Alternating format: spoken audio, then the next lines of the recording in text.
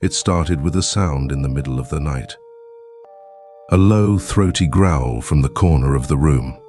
Groggy and disoriented, I flipped on the bedside lamp and saw Max, my German shepherd, standing by the door, ears perked and eyes reflecting the light. "Max, come here, boy," I whispered, my voice shaky. He didn't move, just stared at me, unblinking. I brushed it off as one of those weird dog things and went back to sleep. Over the next few days, I noticed small changes. Max's behavior became erratic. He started growling at empty spaces, refusing to go outside, and his once vibrant coat began to dull. His eyes, normally so full of life, seemed almost hollow. One evening, as I was preparing his dinner, I noticed something odd. Max's favorite chew toy was lying in the corner, but he wasn't interested. He was sitting by the window, staring into the darkness. I called his name, but he didn't respond. Instead, he slowly turned his head, his eyes locking onto mine with an intensity that sent a chill down my spine. That night, I was jolted awake by a strange noise coming from the living room. It sounded like scratching, followed by a low, guttural growl. Heart pounding, I grabbed a flashlight and crept down the hallway. Max was there, but he wasn't alone. A shadowy figure, vaguely dog-shaped, stood next to him, its eyes glowing a sinister red. "Max?" I called out, my voice trembling. The figure turned, and I realized with horror that it wasn't a dog at all. Its face was twisted and grotesque, like a mask poorly mimicking Max's features. It let out a bone-chilling screech and lunged at me. I scrambled back, slamming the door shut just in time.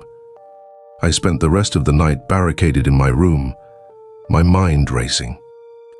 What was that thing? And where was my real dog? The next morning, Max was gone. I searched the house, the yard, and even the neighborhood, but there was no sign of him. Just as I was about to give up, I heard a faint whimpering coming from the basement. I hesitated, my hand shaking as I reached for the doorknob. Slowly, I descended the stairs, the whimpering growing louder. In the dim light, I saw a small, makeshift cage in the corner. Inside was Max, his fur matted and eyes wide with fear. I rushed over, opening the cage and pulling him into my arms. He was trembling, and his eyes darted around the room as if expecting the mimic to reappear at any moment. I took Max upstairs, locking every door and window, determined to keep him safe. But the feeling of unease never left me. Every night I could feel its presence, lurking in the shadows, waiting for the right moment to strike.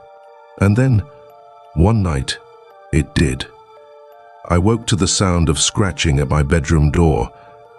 My heart pounded as I reached for the lamp, but before I could turn it on, the door creaked open.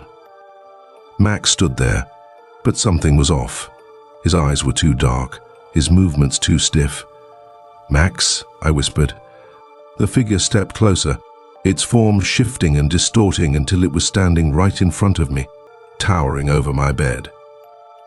I realized too late that I had let the mimic in. In the darkness, I heard its voice, a twisted mockery of my dog's bark. "That's not my dog," it hissed, its breath hot against my face. I screamed, but no sound came out. The last thing I saw before everything went black was its eyes, burning with a malevolent hunger. When I woke, I was alone. Max was gone, and the house was eerily silent. I knew then that the mimic had taken him, and it wouldn't stop until it had taken me too. Now, every night, I hear its whispers, its claws scratching at the door, and I know it's only a matter of time before it comes back for me.